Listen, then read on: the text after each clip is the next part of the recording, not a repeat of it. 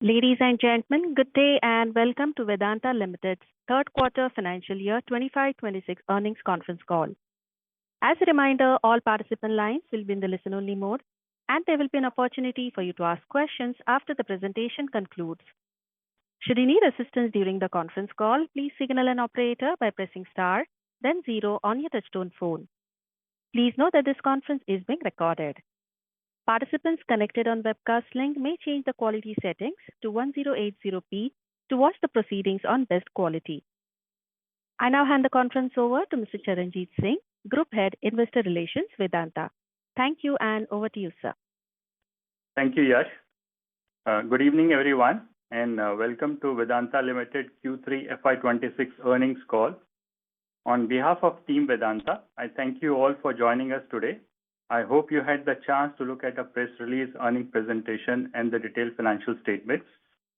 On this call from Vedanta side, we have with us Ms. Deshni Naidu, Group CEO, Mr. Arun Mishra, our Executive Director, Mr. Ajay Goyal, Group CFO, Mr. Rajiv Kumar, CEO, Aluminium Business, Mr. Anup Agarwal, CFO, Aluminium Business, Mr. Yasmin Sahurti, CEO, Oil and Gas, and Mr. Rajinder Singh Ahuja, CEO, Power Business.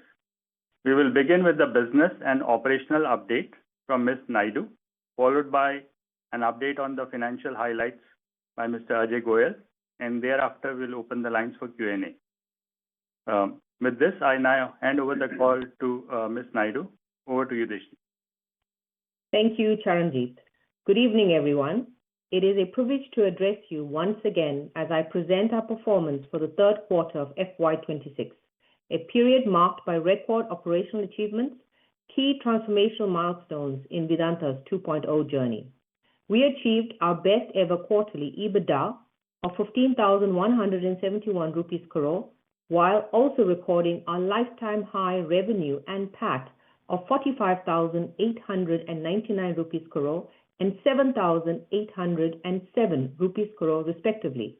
Notably, two of our businesses delivered the best ever EBITDA, resulting in a consolidated EBITDA margin of 41%, a historic high for Vedanta, representing a year-on-year increase of 629 basis points. Quarter 3 has truly been one for the books, with Vedanta recording significant milestones on all fronts: operational, capital-related, and corporate actions. Firstly, the key operational milestones. We delivered our highest ever quarterly and 9-month alumina and aluminium production, with quarterly alumina output rising 57% year-on-year to around 0.8 million tons. We are well on track to deliver our full-year volume guidance of around 3 million tons, a new record in Vedanta's history.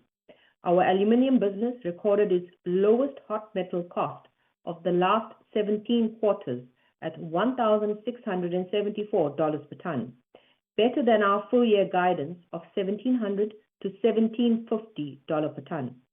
This improvement is primarily driven by the $110 per ton quarter-on-quarter decline in power cost after the maintenance of our captive power plant in quarter 2.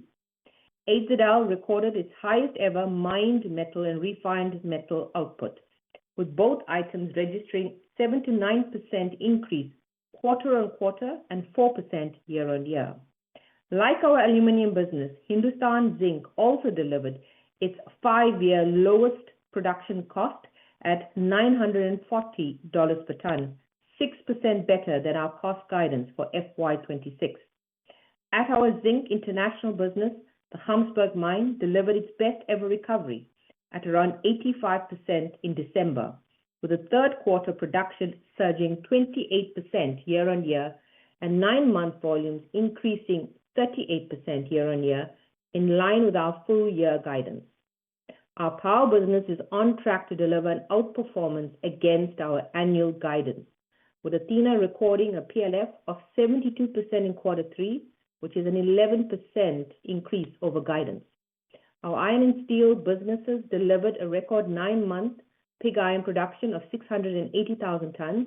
That's an 11% increase year-on-year, and billet production of 775,000 tons, 13% increase year-on-year. In oil and gas, our average gross production stood at 85,000 barrels of oil equivalent per day. Owing to various interventions across our wells, the decline in the rate of base volume at our existing oil fields has dropped from 18% to 13% over the first 9 months. These achievements were aided by strategic capacity additions and the completion of debottlenecking initiatives, reflecting our strong commitment towards achieving the guidance given at the beginning of the year. Again, these milestones have been achieved across all 5 businesses. Our aluminium business reported 3 major commissionings. First, the addition of the 1.5 million ton per annum Train 2 at our refinery in Lanjigar, thereby taking our total alumina production capacity to 5 million tons per annum. Second, the production of first metal from the new 435,000 tons per annum Bulko smelter. And third is the commissioning of the first 125,000 ton per annum billet line as part of the 250,000 ton per annum project at the Jharsuguda plant. Zinc India business commissioned its 160,000 ton per annum Dabari roaster and completed the debottlenecking projects at Chanderia and Dariba smelters, which added 21,000 tons per annum to our refined zinc capacity. The Hausberg Phase 2 project at our Zinc International business is almost 90% complete, with commissioning being targeted in the next quarter. The power business added 1.3 gigawatts of new capacity at Meenakshi and Athena power plants. Currently, Meenakshi has entered into a short and medium-term supply contract for 750 megawatt capacity, while Athena has signed supply contracts for its entire first unit of 600 megawatts. Our ferrochrome business reported the start of Kalangrita mines and the approval for the enhanced production from Ostapal mine up to 530,000 tons.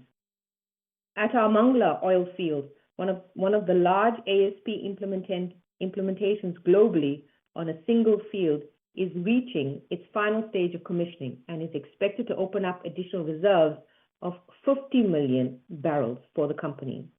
We have made, as you would have seen, a gas discovery in the Ambe field awarded to us in September 2022 through the competitive bidding process. Evaluations are underway to assess the potential of the discovery. In the initial 9 months, we invested around $1.3 billion in growth capex in various projects across all 5 businesses, and we are on track to achieve our full year guidance of around $1.7 billion. On the corporate action front, a significant milestone in this quarter has been the approval of our demerger scheme. This marks a defining moment in our journey, one that empowers our businesses to sharpen their strategies, strengthen their balance sheets, and accelerate growth with the aim of unlocking shareholder value. On the 16th of December, the NCLT approved our demerger scheme, and on the 21st of January, we received the certified copy of NCLT's order. We are now progressing towards its implementation and targeting 1st of April as the effective date with listings in the same quarter. Turning to ESG and CSR. At Vedanta, responsible growth is at the heart of everything we do. The safety of our workforce remains our highest priority and non-negotiable aspect of our operations. Through various initiatives at a group level, including the implementation of critical risk management, we continue to strengthen the safety culture across our facilities. However, much more needs to be done. On a year-to-date basis, our metrics do show an improvement, however, with our lost time injuries down 20% and our TFIR down 13%. Sadly, we lost 3 of our colleagues in this year ending quarter 3. This is incredibly painful for the team and I, and hence we continue to redouble our efforts on safety. During the quarter, we made various strides in our sustainability journey too. Vedanta Aluminium once again demonstrated its ESG leadership, securing a second rank in the S&P Corporate Sustainability Assessment for the 3rd consecutive year.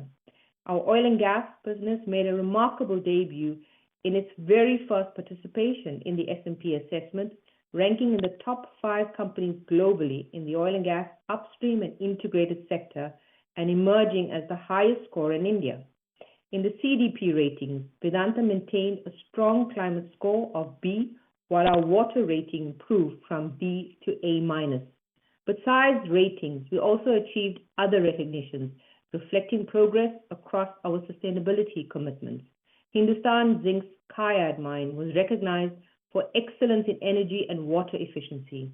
Balco's low-carbon aluminium product Restorer recorded GHG emissions lower than 4 tons of CO2 equivalent per ton of product. Reaffirming our unwavering commitment to inclusive growth, we continued our initiatives of empowering communities with investments of around 268 rupees crore in the initial 9 months of FY26 towards various CSR initiatives that positively impacted over 5.5 million lives. These milestones are proof of our values in action, of the responsibility we carry towards our communities and the planet, and our vision for a sustainable future. To summarize, Q3 is registered as a landmark quarter in Vedanta's history. The company recorded its lifetime best revenue, EBITDA, and PAT on the back of expanded volumes and sustained cost optimization across all businesses, alongside improvement in metal prices. During the quarter, we also achieved commissioning of new aluminium smelter and a refinery train. These are significant milestones that will drive business growth in the coming quarters. We received the NCLT's approval for a historic demerger and approval to acquire Incab Industries, another strategic move aligned with our vision of unlocking downstream synergies and broadening our market presence to enhance profitability. With our Q4 performance likely to surpass Q3 levels, we are on track to deliver what will become a lifetime high annual EBITDA of over $6 billion, surpassing the guidance given at the time of the H1 results. Progressing into FY27, we are targeting commissioning of the Sijimali bauxite mine, having received FC1 earlier this month, the start of operations at Gogopali coal mines, commissioning of the second 600 megawatt turbine at Athena, our 510,000 ton per annum fertilizer project at Hindustan Zinc, and our 250,000 ton and 510,000 ton VAB projects at both Jharsuguda and Balco. Phase 2 commissioner Hamsberg and our 420,000 ton per annum DI pipe plant in Goa. These projects will further enhance volumes and deliver significant cost reductions through to FY27. We thank you for your continued support and trust in us. Ajay will now provide a summary of our financial performance. Ajay. Thank you, Deshni, and a very good evening, everyone. The quarter bygone Q3 FY26 has been a quarter of immense significance for Vedanta, marked by remarkable performance both operationally and financially, and crucial progress made on demerger and capital structure. The macro environment is supportive, with a strong demand and pricing being favorable, and we expect these conditions to sustain going forward. On results presentation, following NCLT order on December 16, 2025, the demerger accounting under Indian Accounting Standards, Ind AS 105, has been incorporated in Q3 results, filed with the regulators. These results shows aluminium, oil and gas, and iron steel businesses separately in a summary one-line form. For clarity and for like-to-like comparison, below results are for combined operations, which is pre-demerger, and for all Vedanta existing businesses. On performance, we delivered our highest ever quarterly revenue of 45,899 crores, up 19% YOY, with our portfolio strength supported by pricing, which is favorable, and strong operational execution and sustained growth across our core businesses. We also this quarter delivered our best ever quarterly EBITDA of 15,171 crores, growing 34% YOY, with EBITDA margins expanding sharply by 629 basis points YOY to 41%. Finally, the PAT grew 60% YOY to 7,807 crores, marking our highest ever quarterly PAT in Vedanta history. Overall, on a 9-monthly basis, the performance remains equally strong. We delivered our record best 9 months revenue of more than 1.2 lakh crores, up 10% YOY, and best ever 9 months EBITDA of 37,529 crores, up 18% YOY. 9 months PAT at about 15,744 crores, our second best ever. On growth capex, we remained focused on disciplined and value accretive growth. Over the first 9 months, we invested about 1.3 billion in strategic projects across aluminium, zinc, oil and gas, and power, and remain on track to invest about 1.7 billion for the full year, as we have earlier guided. As these projects come on stream, they will drive higher volumes, margins, and earnings visibility across pricing cycles. Briefly moving on to the balance sheet. Our balance sheet continues to strengthen in a sustained and visible manner. Net debt stood at about 624 crores, with cash and cash equivalents 20,085 crores. Our net debt to EBITDA ratio leverage improved to 1.23x from 1.4x in third quarter, further strengthening our position in terms of debt to EBITDA. We have brought down VDL's cost of borrowings to below 9% in third quarter, with further finance cost reduction in sight in near future. Offer for sale, OFS. You also may have noted on Jan 27th, we launched Zinc India offer for sale, which has seen strong demand and broad-based investor interest. Post completion, our shareholding in SDL will be around 60.7% from 61.8%. So about 1.1% will be the stake dilution in zinc as we close transaction over today and tomorrow. The transaction will further strengthen the balance sheet through fast-tracked deleveraging and capital structure optimization aligned with company's long-term interests. On the credit rating, the improving financial performance continued to get noticed and recognized by the rating companies. Following the demerger order, both CRISIL and ICRA has reaffirmed Vedanta's rating as AA with watch developing implications. In addition, we got upgrades from S&P, Moody and Fitch for VRL rating outlook changing from stable to positive, and that indicates there's a room for rating augmentation in near future. This underscores confidence in our improved balance sheet, cash flow visibility, and strategic direction clarity. Moving on to demerger and value unlock. It is about time for Vedanta 2.0 as we advance on demerger execution. With the NCLT order in place and key regulatory and operating, we remain committed of completing the demerger as earlier guided, targeting April 1st as effective date of demerger, with listing of the demerged entities in the same quarter around mid to end of May. This structural transformation will unlock further value and improve capital efficiency across verticals. You also may have noted that Vedanta delivered a TSR of almost 30% in third quarter alone, representing 5x of the index overall and 2.7 times of Nifty Metal Index. In conclusion, Q3 FY26 marks a clear defining quarter of Vedanta with a strong performance and notable advancements across our strategic focus areas. With supporting macro environment and operating rigor, we are confident of delivering record EBITDA in FY26, surpassing 6 billion at Vedanta India console level. Finally, the demerger marks Vedanta's transition into a new phase of growth and value unlocking into a powerhouse of critical minerals, energy transition, and technology. Thank you, and back to operator for Q&As. Thank you very much. We will now begin the question and answer session. Anyone who wishes to ask a question may press star and one on their touchtone telephone. If you wish to remove yourself from the question queue, you may press star and 2. Participants are requested to use handsets while asking a question. Ladies and gentlemen, we will wait for a moment while the question queue assembles. We'll take a first question from the line of Amit Lahoti from Emkay Global. Please go ahead. Thanks for the opportunity and congratulations on a good set of numbers. And I'm really sorry for the loss of Mr. Agnivesh Agarwal.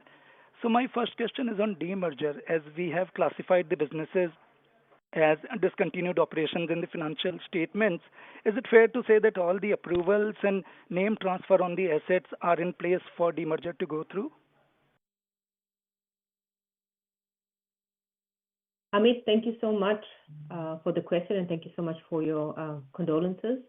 Amit, now that we've had the formal order in hand, we will start with actually the various CPs we have, and then all of the necessary steps to actually give effect to the corporate restructuring will happen. But Ajay, do you want to add anything to that? No, sure. So Amit, the entire demerger accounting follows the Indian accounting regulation, specifically Ind AS 103 and 105. And under that guidelines, in case the demerger is more likely over next 12 months, then you have to account the way we have accounted. Now, obviously, we have to work through a couple of CPs and other statutory approvals. But as we earlier mentioned, we are committed and confident making 1st April as a date on which demerger becomes effective. Okay, and then my second question is on aluminium hot metal cost. So where we have alumina cost, which is still at $800 per ton, and the cost of alumina production is clearly higher than the market price, which is now close to $300 in the international markets. So what would be the mix of captive production versus imports going ahead? So basically the question is there any incentive for increasing captive production at all, given that the market price is lower than what we are producing at? Thank you so much for that question. I'm actually going to shoot this straight to Anup and Rajiv, but Anup? So thank you, Amit, for that question. So Amit, on your first question on the captive mix, see, as we are ramping up Lanjigarh and Disney covered it, we did about 800 KT in Q3, and we are expecting 900 KT plus in Q4. So that means 60% in Q3 captive, 70% in Q4, and going forward Q1, Q2, it should be 80%. Now coming to your second question on the alumina cost being closer to 800, see, I'll tell you. As I said, now on the bought out alumina, what happens is, on the pricing month, we actually lock in the LME. And as you are saying, with the LME in surge, we are not getting the benefit that we had intended. Now, if you'll see Q3, the LME was closer to 2600, now 2800, and as we speak, it is closer to 3100. And that is the reason. Last time we said you will see a $50 lower cost quarter on quarter. What we are seeing is a $22 in Q3 and maybe a $25 in Q4. Probably as we go into the Q1, you will see a cost sub 750. But the main driver remains the captive, and as I said, we will be closer to 80% as we go into the Q1. Amit, hopefully I have answered your question. Yes, so just to follow up on this, what is the contract as percentage of your total alumina consumption, as in contract related to LME price of aluminium? See, Amit, as I said, no, be it API, be it LME, whenever we are buying, whenever that material is getting priced, no, we lock in the LME. So that has been our policy. Okay, got it. Thank you so much. Yeah, Amit. Thank you. We'll take a next question from the line of Dhananjay Bagrodia from Alchemy Capital. Please go ahead. Hi, congratulations to everyone. Dhananjay? Hi, can you hear me? Just wanted to ask you, sir, firstly, congratulations on a fantastic set of numbers in an environment. I just wanted to ask you, for our aluminium capacities for production, how much do we see the 600 plus KT be, let's say, in a year from today? Hello? Hello? Thank you for that. I'm actually going to hand over to Rajiv, but just very quickly, the increase in aluminium production is coming from our Balco project. So let Rajiv update on the Balco project and talk about the ramp up that we'll see over the coming 2 quarters. Rajiv. So thank you, Dhananjay. We are just now at 20 pots in the new 435 KT smelter at Balco.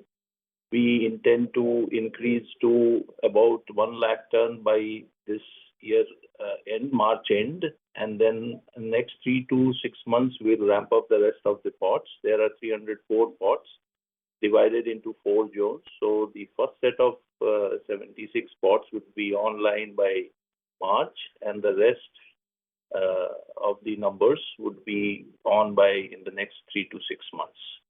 And we will ramp it up from there. We have taken a best benchmark number of ramping up of the pots anywhere in the world for this kind of smelter. So, Thank you so much for that, Rajiv. Maybe then just to summarize on that, we will get to 2.8 million tons of aluminium post our Balco project ramp up. The team is working on a set of debottlenecking exercises to close the gap from 2.8 to 3 million tons, which is what we've guided in the market over the next 18 months. But in addition to that, our Lanjigar refining will get up to 5 million tons. We're already close to those run rates. So as Anup just explained, that is what gives us the integrated or the captive benefit there. But the other opportunity right now on aluminium is actually our value added. So we have value-added projects both at Balco and Jharsuguda. So in addition to the volume uplift, which you'll see in the next year, you're also going to see a margin increase from us in terms of VAB, which the team is working on how much more we can actually sell in the domestic market. So I just wanted to give you the full aluminium growth and margin story to expect over the next 1 year. Fantastic. And secondly, remember the Balco project is 435. Sorry, please go. No, sure. And in power, where do we see our capacities, let's say a couple of years or 3 years from hence? How do we see that ramping up our power capacities? Certainly. So in terms of current projects, we have another unit in Athena to go, which is another 600 megawatts. But I have Rajendra Ahuja, our power CEO, on the line. So Rajendra, I think it would be good for you just to talk through where we are today, the current projects, and of course, somewhat of the strategy around power post the next 3 years. Thank you, Deshni, and hi, Mr. Bagrodia. Just wanted to tell you that, as of now, this year we have commissioned around 1.6 gigawatt of capacity at Athena Meenakshi. So total capacity as of now up and running is 4.2 gigawatt. This is expected to go to around 5 gigawatt, 4.8 nearly gigawatt by end of H1 of the next year. And as we demerge, we really want to be a growth company and write the India's growth story on energy. So we are having a plan in place to put additional 10 to 12 gigawatt. That's a plan being made, and you will really see that this company will be on continuous growth chart for the next 5 to 7 years as India needs more thermal power capacity. But sir, for this, do we have tie-ups to reach from 5 to 10? Are there even equipment available? Everything is available, or how is that coming along on ground? So we are keeping all options open. Indian players, yes, there's a definitely capacity constraint from Indian manufacturers, but we are exploring India as well as outside India, all who can supply us, and we have a good discussion going on. Maybe at right time we will come out with the concrete numbers on that. Okay. But the focus right now, right, Rajendra, is to get us to the 5 gigawatts as soon as possible. That's the focus, and the focus there is also to look at how we tie up most of that into contracts, as we saw with the current PPAs that we just landed for both Athena and Meenakshi. So that's the focus. When we have the rest of the plans in terms of how to grow the power sector, especially now with the demerger, we will come back to the market. Sure. And lastly, thank you to Charanjit and the IR team for such strong disclosures. It's been really, really helpful for us as investors. So thank you to Charanjit and the team. Thank you, guys. Thank you. Thank you. Thank you. Take a next question from the line of Sumangal Nevatia from Kotak Securities. Please go ahead. Yeah, good evening. Thank you for the chance. I have a few questions. I got disconnected in between, so please excuse if it's repeated.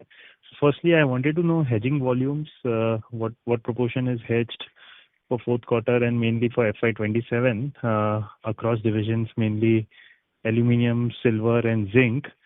And what sort of policy or strategy are we following as far as hedging is concerned?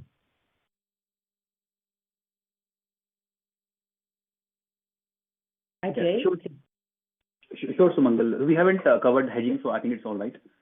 Hedging, I think all of you would agree in the current environment is highly tumultuous. It makes sense to hedge.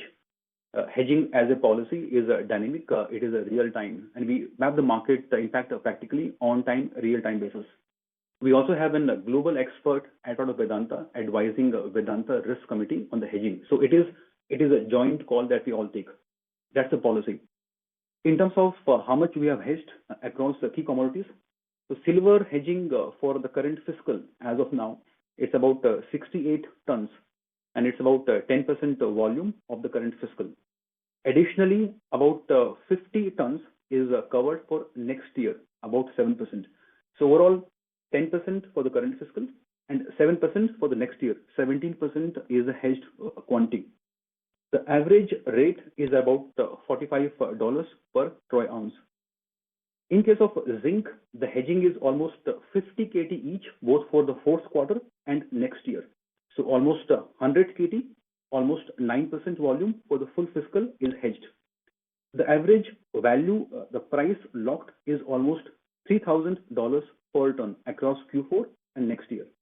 And finally, in terms of aluminium, 8%, about 125 KT for the fourth quarter, and almost 490, 10% is the next year hedging. So net 18% quantity hedge for aluminium. The average pricing is about 2650.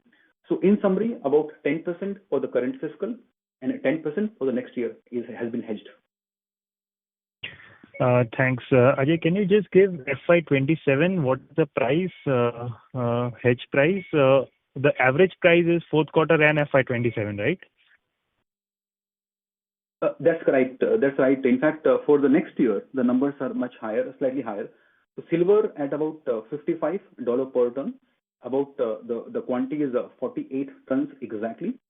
In case of zinc, it is 43 tons, and the price is about 3,072. And aluminium is about 10%, 490 or so, and the pricing about 2625. Understood. That's very clear. Second question is on the aluminium cost. I just wanted to understand what sort of cost changes are we expecting over the next 1 or 2 quarters, and from Balco smelter, what sort of ramp-up schedule can we expect over FY27? Do we expect, what utilization could we achieve in FY27 on an average? Thank you, Sumangal. We did already answer the Balco ramp-up, but we can certainly re-summarize for you. So maybe Anup, you can start with the cost over the next 2 quarters. So Sumangal, so as you would have seen, in quarter 3, our hot metal cost reduced by 8% compared to the last quarter. While answering the alumina cost now, I had guided that next quarter, alumina cost will be lower, $25 almost. We have a planned maintenance of one of our bigger power plant units, and there you will see a higher cost. So both will tend to offset each other. So next quarter, broadly, we are saying cost will remain flat at the constant LME. Maybe 0.5% here and there because of the inflationary pressure that we're seeing on the carbon commodity. Coming to quarter one with the ramp up in Lanjigarh and the bauxite that we're expecting from Sijimali, we believe we should have a $50-60 cost reduction compared to where we are today. Understood. And just very lastly, any new deleveraging targets for both Vedanta Resources and India, given the cash flows and the commodity prices? Yeah, sure. Overall, what we committed last time, Sumangal, we as a group at VRL level, almost $500 million deleveraging. And given the current offers in the play, again, another $500 million. So roughly about 0.8 to 1 billion will be deleveraging across the group in the current fiscal. With that, the VEDL India debt will come down by almost 0.7 billion in the current year and almost 300 at VRL level. At Vedanta India, we track debt to EBITDA. So compared to 1.23x as on third quarter, we'll be closing the fiscal at about 1x, and that will be, I think, lowest in the last many years. Understood. Thank you so much. I'll join the queue back. Yeah. Thank you. Thank you. We'll take our next question from the line of Ashish Kejriwal from Nuvama Wealth Management. Please go ahead. Yeah, hi. Thank you for the opportunity and many congratulations, the entire team. My question is on the alumina part. Anup sir, you mentioned that we try to purchase alumina at a percentage to LME. So because our alumina production is increasing, so do you think that whatever is requirement for FY27, we can't go for spot basis, because as a percentage of LME we are not getting any benefit. In fact, if I do the calculation, third quarter purchased alumina cost seems to be higher than second quarter, and obviously it will continue to go higher because of the aluminum price. So for the strategy part, can't we go for spot purchase, or is it not available itself? That's my first question. So Ashish, see, last time I had said that we had some LME linked contracts, okay. But as we go into the next financial, most of our contracts are API linked. That is what you call the alumina price index, is not LME linked. The point that I had covered in the pricing month, and we've explained it time and again, that there is a 45 to 60 days lag. So what we do is when in the month of pricing, we actually lock in the LME, be it API, be it LME. And in a LME rising scenario, which you have seen, almost 10% rising 2 months, you see that gap. And if the LME was a constant, I am again repeating, you could have seen almost a $40-45 reduction in alumina this quarter and the next quarter. So at some point of time in the constant LME, you will see that big gain coming in. But LME linked contracts are almost not there for the next financial year. Very small quantity. So is it safe to say that from first quarter FY27, when we are expecting $50 to $60 fall in hot metal cost, we are saying that entire alumina purchase or maximum alumina purchase is API linked, not aluminium price linked? Yes, so that's a fair point. On a constant LME, something which I mentioned. Keep that in mind. So, sir, this is somewhat confusing actually, because the spot prices which we look at is something like $310, $315 per ton for alumina. Whereas if I link with aluminium, and even if you got 12-13% as a percentage of LME, it will be much higher, $400 plus. So what you are trying to say is that... I only tell you. Yeah. No, Ashish, I'm only trying to say that, see, suppose if I had bought a alumina at 310, as you rightly said, and there is a lag of 60 days. So when I'm pricing the alumina, the LME is 3,000. In the consumption month, if it is 3,200, you only have that lag. Otherwise, there is absolutely no lag. Because as a policy, we lock in the LME in the month of pricing. It's not LME linked. I think it's very clear, Ashish. It's price is API linked, consumption in the month, right, would be LME linked. But that's just the way we account for it. Okay, I'll try to take it offline. Second thing is in terms of our coal block Kurloi, which we are saying that we are going to start in fourth quarter. So have we received all regulatory clearances and now we are on ground, because we are already at end of Jan. So how comfortable we are in that coal block for Kurloi?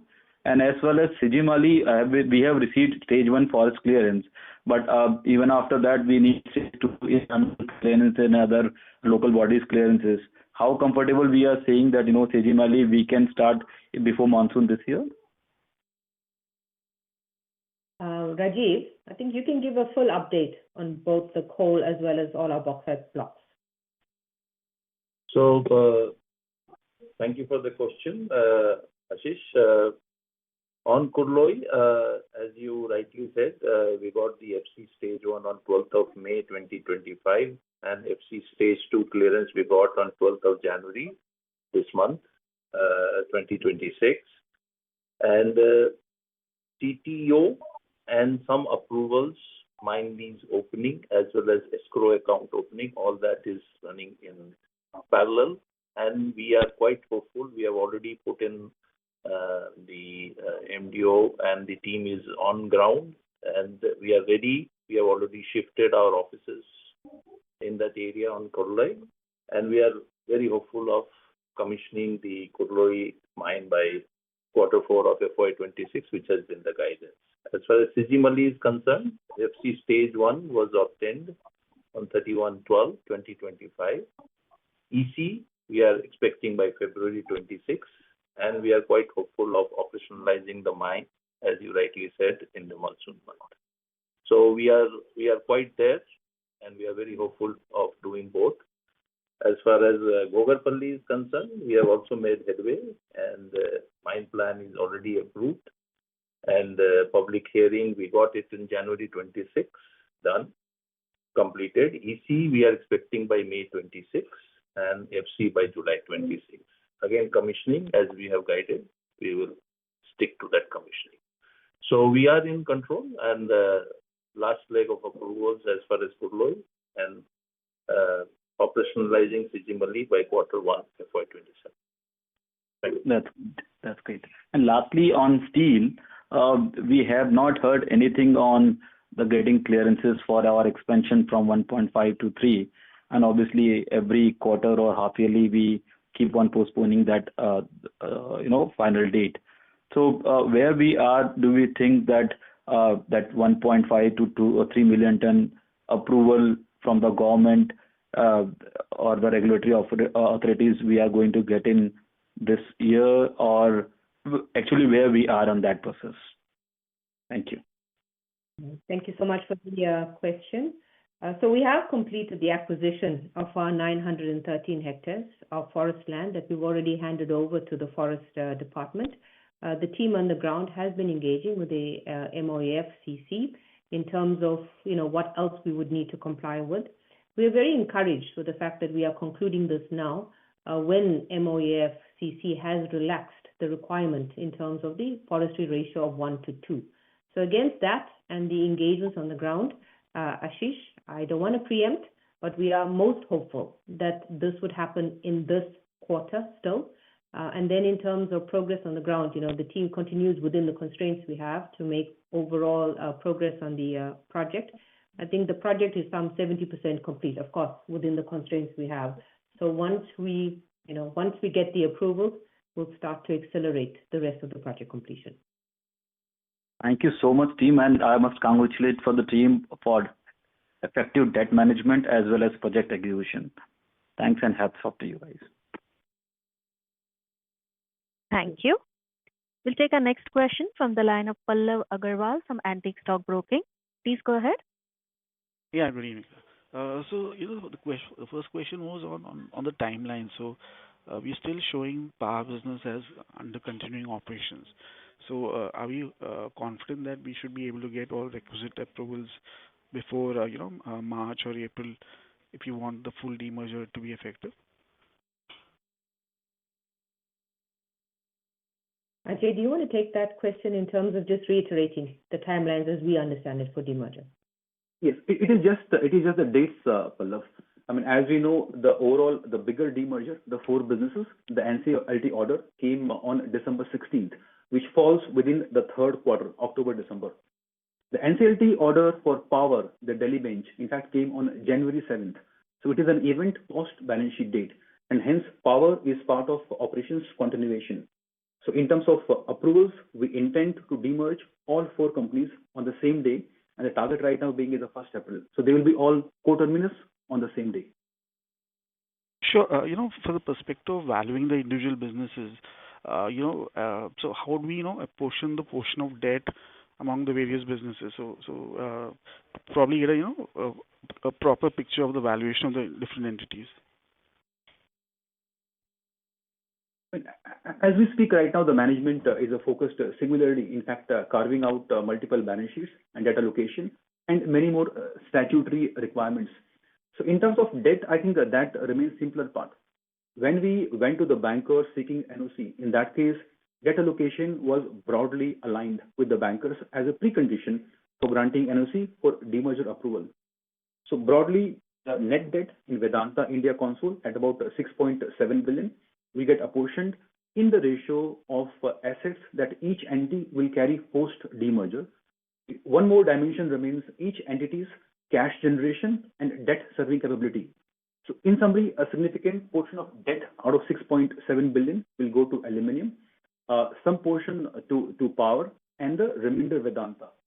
Oil and gas post demerger will practically be debt free and a very small debt in iron and steel. So it is all being worked out, and by end of this March, be it recasted balance sheets, P&L account, or debt allocation will be all finalized. Sure, that would be very helpful. And lastly, on the oil and gas, business, so we are adding some reserves, but the production continues to decline. So, with some new fields getting added, is there some probability that this can increase going ahead? Yeah. So I'm going to hand over. Thank you, Plav. I'm going to hand over to Yasmin, our COO, who will take the question.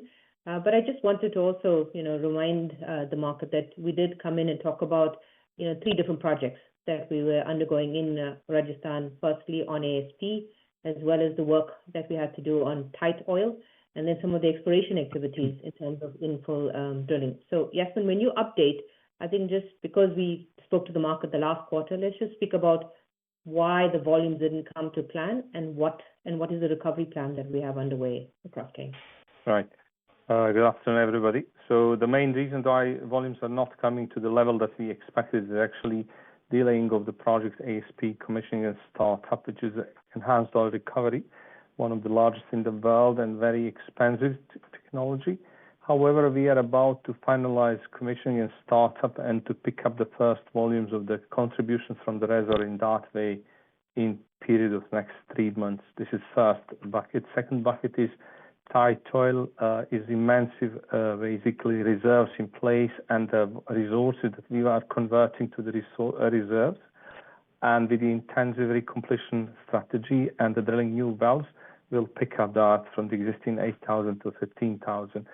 Basically, that 2 buckets will stabilize the decline to actually be on the sustainable production delivery and slowly picking up an increase towards 90,000. As you are also aware, in the West offshore, we discovered recently confirmed the reserves on the larger scale in the offshore shallow Ambe. However, that project will be commissioned and start up next year, actually this financial year 27 in Q4. And the first volume will be the stable production rate will be around 15,000 in March next year.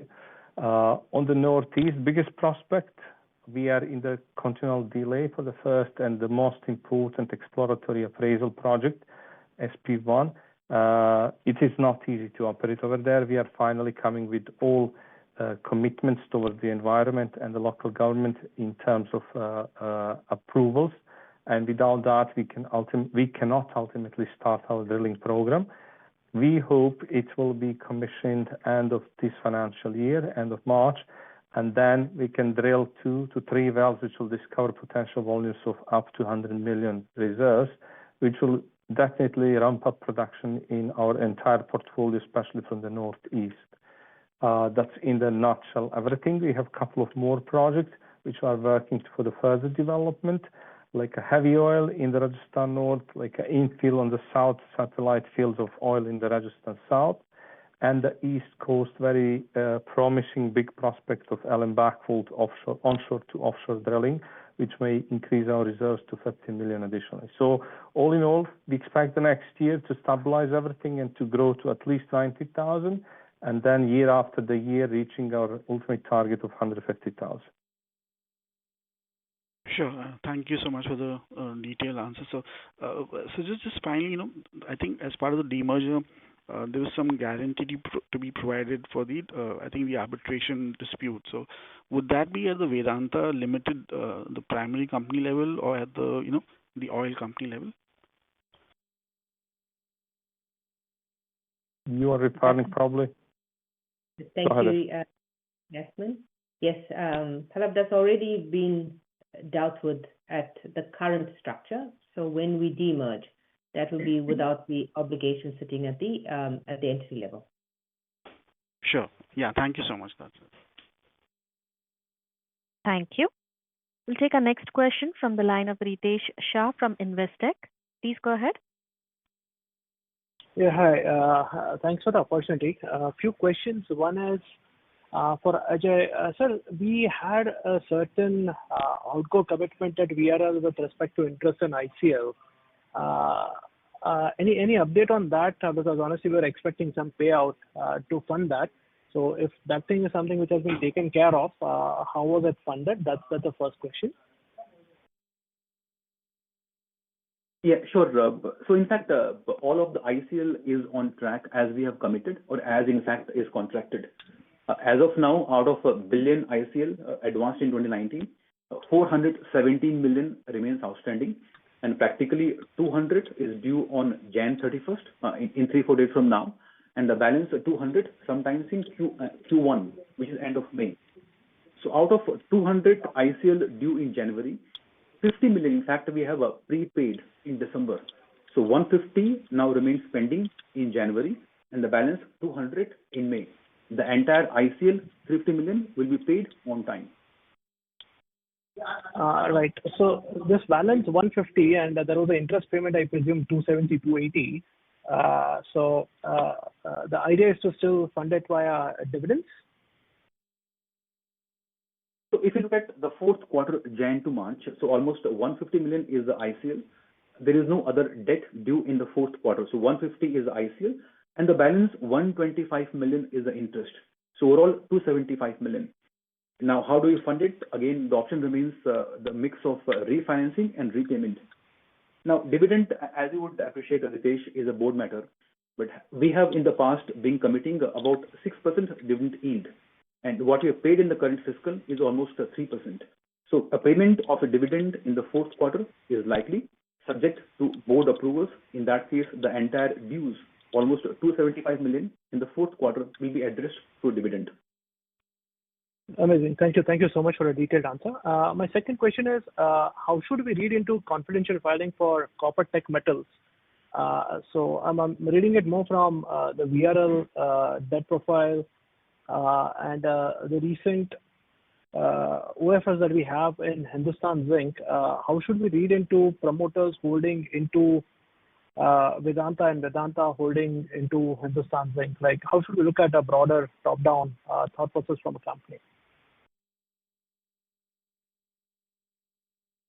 I think from an overall copper tech point of view, there is no link, right, with Vedanta Limited, and anything below VRL. This is a separate entity sitting above Vedanta Resources Limited, as we've told the market.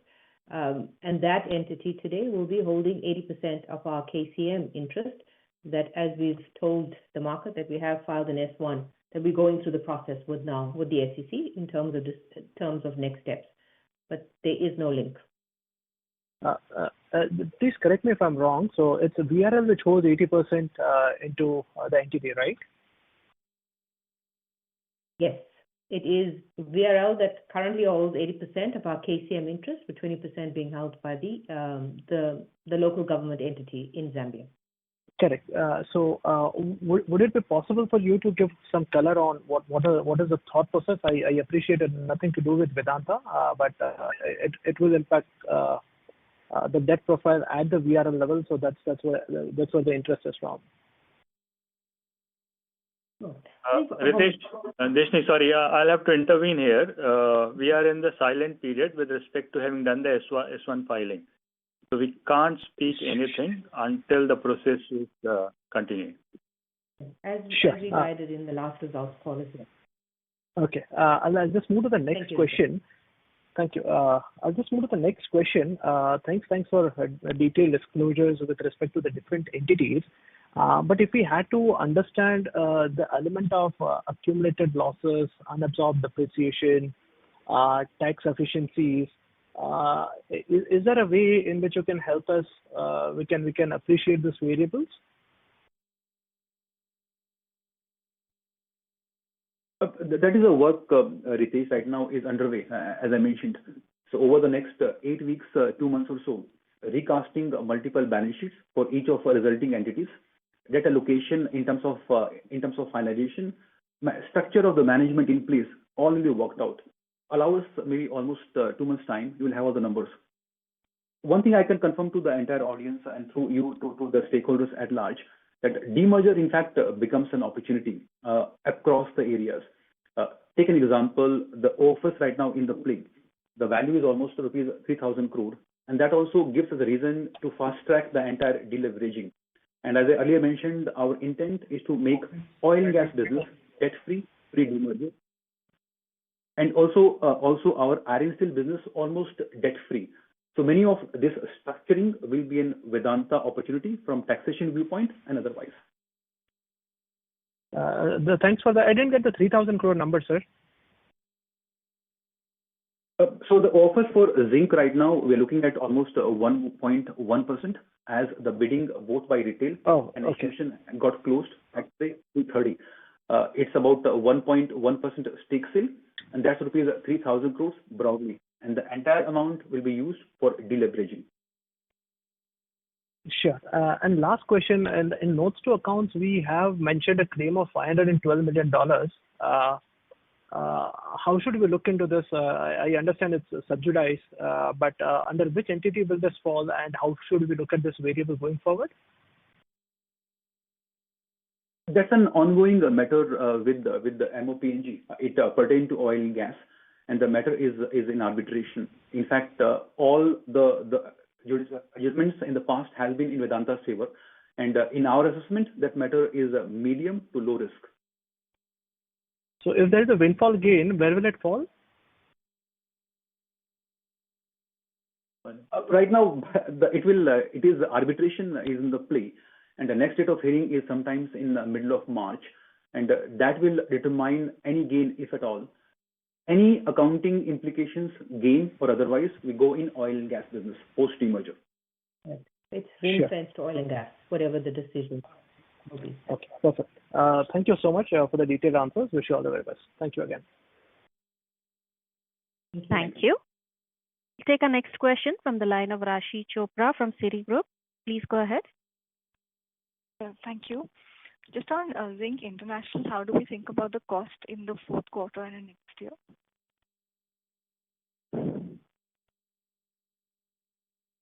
Thank you so much. Rashi, in terms of current cost levels have become higher for a couple of reasons. As we continue to do the waste stripping in the mine, we now move some of those costs from capital into OPEX. So that's one of the movements we've seen. Of course, the exchange rate in South Africa has not worked in our favor. That's also contributing to some of the dollar cost movements in the quarter. And then we also have slightly higher TCRCs quarter on quarter, which is the other big decider. And then although the Hamsberg mine and plant did very well in terms of the 50,000 in this quarter, our Black Mountain mine, because of the deep decline, is actually coming to the end of its life. And without the Black Mountain tons and the associated copper and silver we get as a byproduct, that's also affected the overall cost structure. A good cost structure post ramp up of our Hamsberg project actually should be in the range of about 1.1 to 1.2, so $1,100 to $1,200 per ton. But that will be patchy as we ramp up and with some of the headwinds that I've just mentioned in terms of TCRCs as well as our waste stripping moving into cost. I hope that gives you some indication. Yes, thank you. On the interest cost switching here, you mentioned that this year, for the fourth quarter, the balance interest payment is about $125 million. What is that $400 million for FY27 and FY28? Okay. From VRL viewpoint, Rashi? Yes, sorry, VRL. So let me give you slightly details answer in terms of the VRL requirement on maturities, both principal and interest for next fiscal. So interest, you're right, the number is almost $450 million for the next fiscal at VRL on full yearly interest cost basis. So 450 is interest. In terms of principal, the actual debt is 450 and ICL 200, 650. 650 and 450 is almost 1.1 billion. Now, how one should look at in terms of debt servicing, there are two sources of cash for VRL. The brand fee, let's say 400 to 450, And the remainder, even if we pay 5% or lesser dividend, 650. So net, as we've been saying in the past, the Vedanta resources will be self-sufficient, self-funded to a 5% dividend and routine brand fee going forward. Got it. Thank you. And just to clarify once again, on hedging, what was the aluminum hedged volume for this fourth quarter and for the next year? So the current quarter is almost 125 KT at a price of 2640. For next year, FY27, it's about 490 KT, and the pricing is more or less same. It's 2625. So 125 and 490 KT Q4 next year. Pricing is roughly 2625 on both the cases. Understood. And so just last question for me. Your captive alumina target for 1Q27 is 80%, right? Yes, Razi, that's right. Okay. Thank you. Thank you. Ladies and gentlemen, we'll take that as the last question for today. I now hand the conference over to Mr. Charanjit Singh for closing comments. Over to you, sir. So thank you everyone for taking out the time to join us. For any unanswered questions, feel free to get in touch with the IR team. So with this, we conclude our call and we look forward to reconnecting with you in April for our Q4 results. Goodbye and good day, everyone. Thank you, members of the management team. On behalf of Vedanta Limited, that concludes this conference. Thank you for joining us, and you may now disconnect your lines.